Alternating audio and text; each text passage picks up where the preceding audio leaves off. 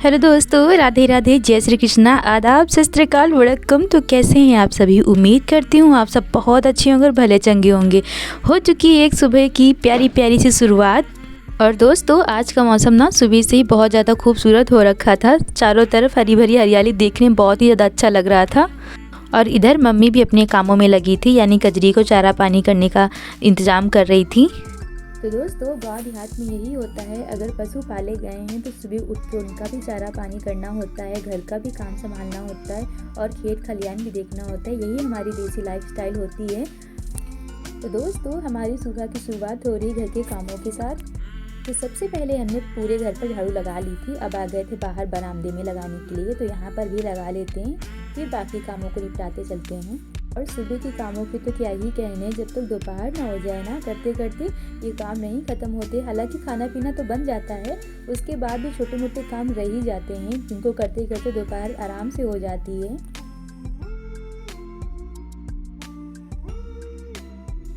और बरामदे में झाड़ू लगाने के बाद हम आ गए थे कमरे में बिस्तरों को रखने के लिए।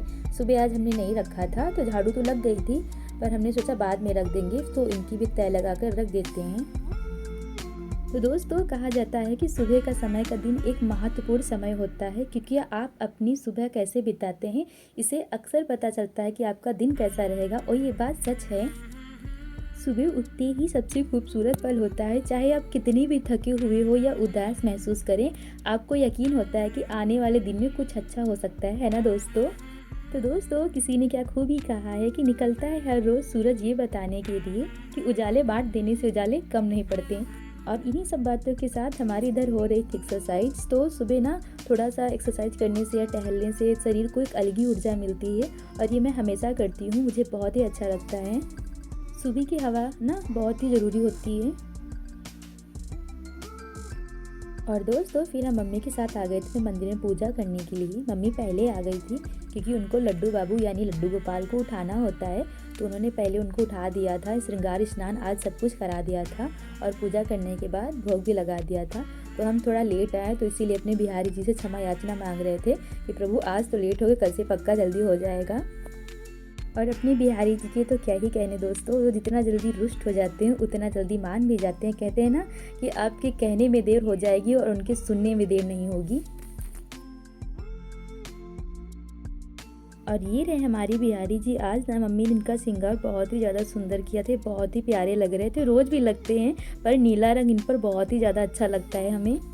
और पूजा पाठ करने के बाद फिर हम आ गए थे छत पर धूप में कपड़े डालने के लिए, क्योंकि धूप बहुत ही ज़्यादा अच्छी निकली थी।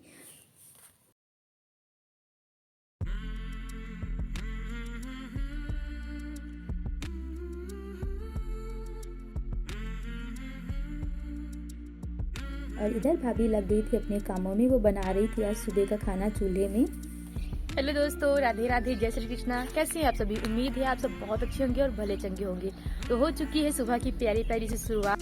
तो दोस्तों, सुबह का चाय नाश्ता हो जाने के बाद सभी लोग अपने अपने काम पे लग गए थे। मम्मी चली गई थी खेत में कुछ देखने सुनने के लिए, और दोनों भैया भी ड्यूटी चले गए थे।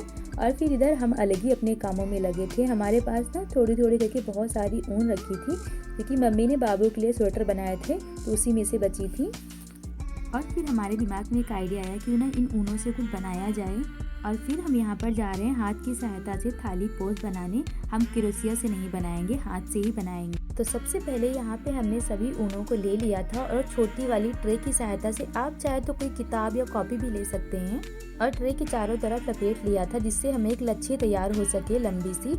और आप जहाँ पे हमने गांठ लगाई थी उसके नीचे से हम कट कर देंगे, ये देखिए। और इसी तरह हम सारी ऊनों को बना लेंगे।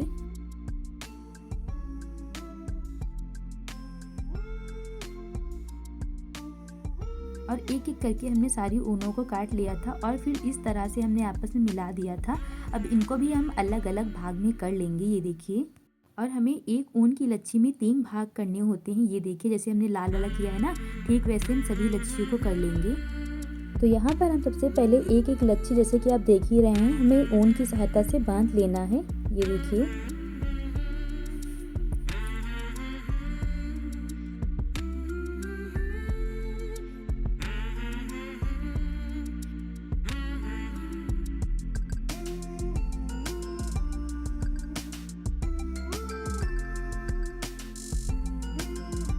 और यहाँ पर हमने पहला राउंड कंप्लीट कर लिया था, आप देख ही सकते हैं। तो सबसे पहले हमने एक एक हिस्से को बांध दिया था, अब 2 हिस्सों को एक में ही बांधेंगे। ये देखिए, ऐसे ही हम बांधते चले जाएंगे और ये सिलसिला आपको तब तक करना है जब तक आप आखिरी छोर तक न पहुँच जाए।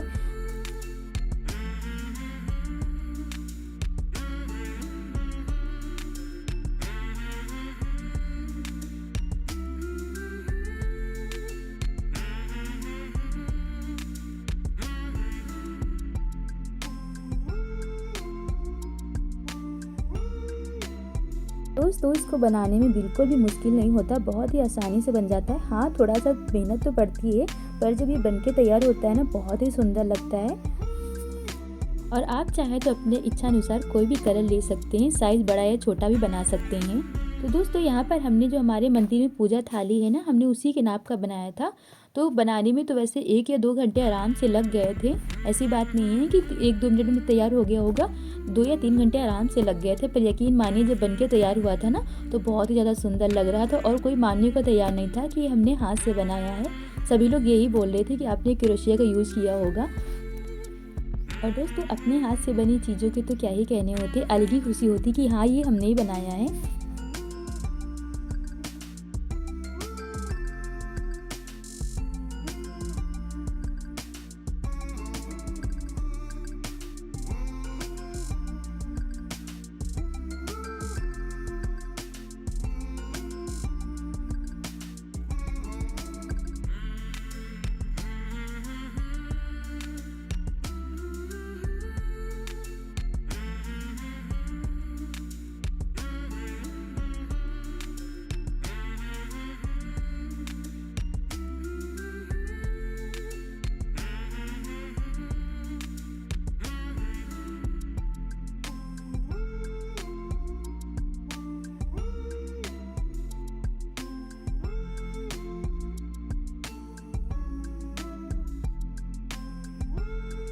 और यहाँ पर एक एक करके हमने लगभग अपना आधा थाली पोज कंप्लीट कर लिया था।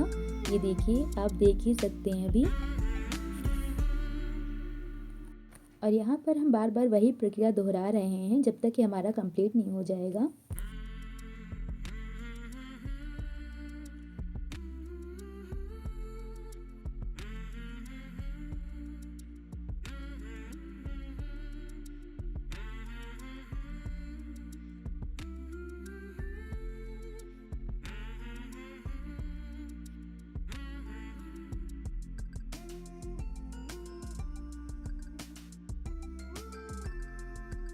नीचे की बची हुई ऊनों को हम कैंची की सहायता से काट के पूरा अलग कर लेंगे। और ये देखिए, यहाँ पर हमारा थाली पोज बनकर तैयार हो चुका है, जो कि देखने में बहुत ही सुंदर लग रहा था।